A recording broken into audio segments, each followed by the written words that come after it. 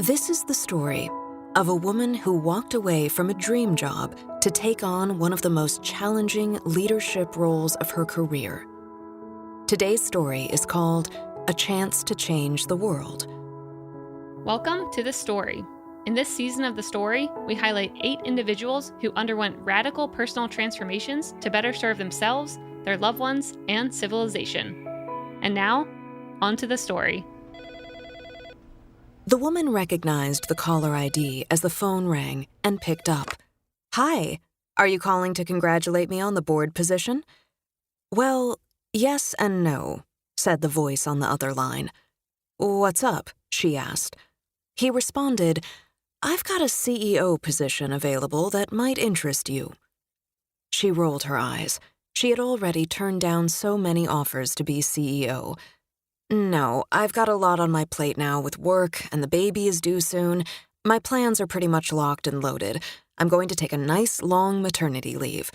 Besides, I think I know what company it is, and frankly, I'm just not interested." "Oh no, it's not that company," the recruiter said. And then he said the company that it was for. She sat upright. He continued, "And they're very interested in you." At first, she couldn't speak.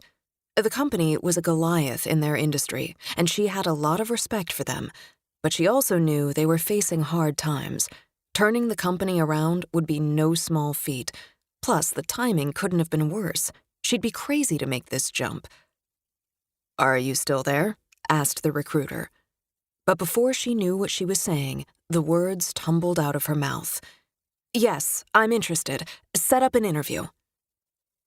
Days passed, and as the interview drew closer, she felt the same anxiety that she had had when she was considering her first job out of school.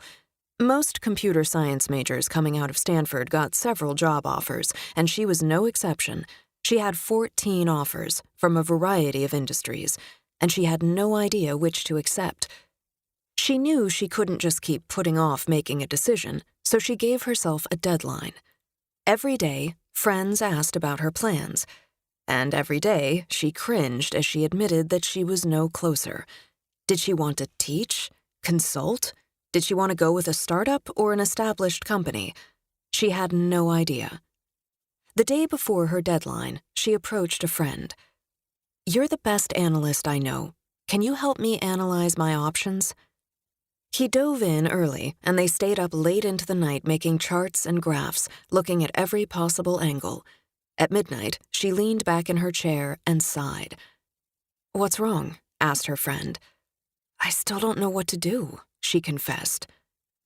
"After all the analysis we've done, I don't see that there are right answers and wrong answers.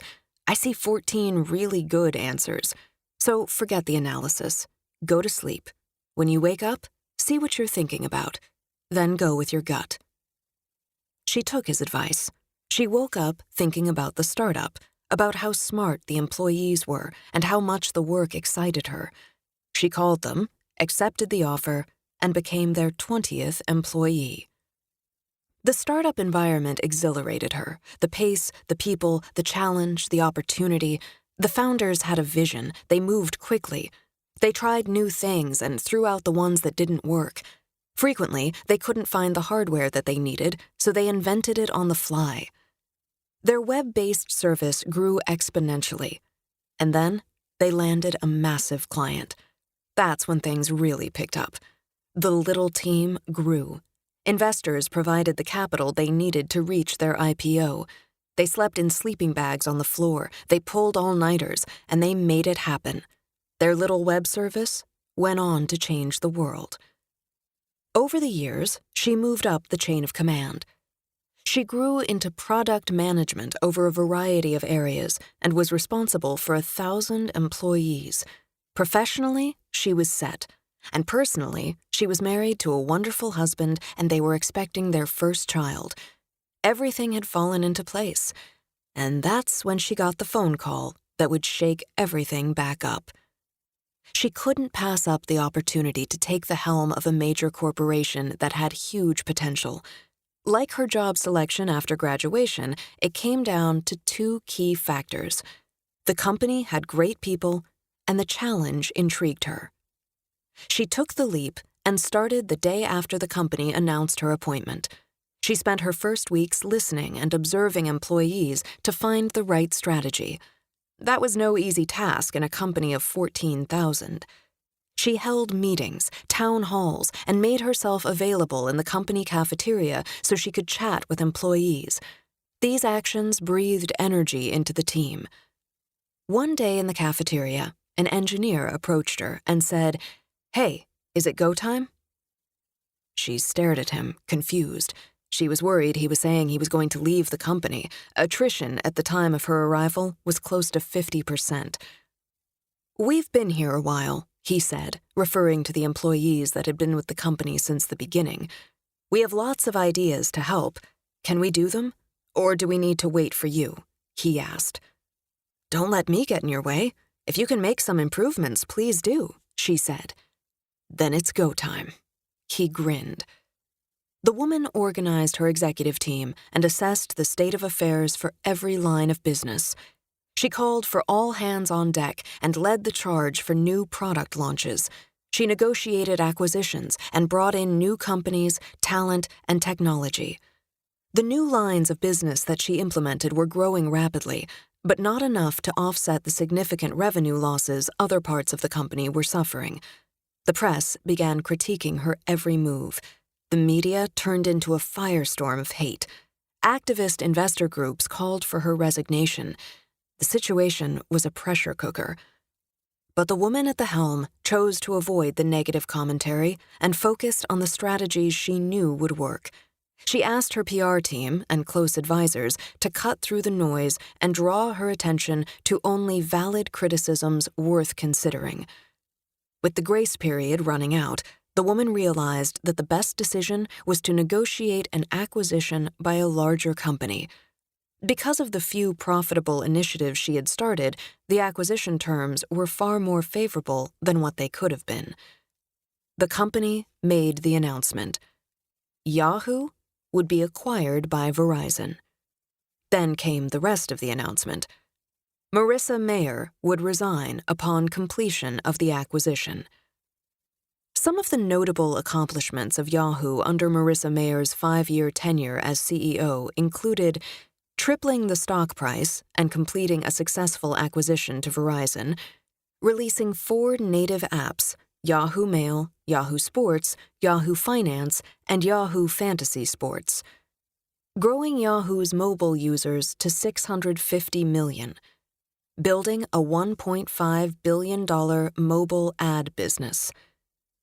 Marissa has said, "It's a rare privilege to be part of a company that changes the world, the way people act, think, and reason." She got to do that twice. First, at that little startup that she chose to join after graduating, Google, and second, at Yahoo. Marissa has now moved on to new adventures, co-founding Lumi Labs, which is an incubator developing new technologies around media and machine learning. For Marissa, there's more to explore in the world of artificial intelligence. She's hoping to grow this into another company that changes the world. As she says, it's addictive. In life, opportunities come in a variety of forms. There are opportunities to build, opportunities to transform, opportunities to nurture, opportunities to revive. Each comes with its challenges, obstacles, road bumps, sacrifices, and risks. But each also comes with its potential payoffs. The path to success is lined with supporters, advocates, and angels, as well as detractors, critics, and cynics. Most people would shrivel under the scorched earth tactics that Marissa's detractors employed during her leadership at Yahoo, but she knew that paying attention to them would only warp her thinking. Instead, she focused on the facts, took counsel from trusted advisors, and followed her gut. When the haters hate, look for signal in the noise, but pay attention to the criticisms that have merit. Rely on your advisors to help you weigh the options. And then, stay the course that you know is right. As Marissa says, if you push through that feeling of being scared, that feeling of taking a risk, really amazing things happen. That's her story. What's yours going to be? The story is brought to you exclusively by Salesforce, the world's #1 customer relationship management platform. More than 150,000 businesses are using Salesforce to blaze their own trails to success. You can learn more at salesforce.com. The story is created by our team at mission.org, a media company and podcast network.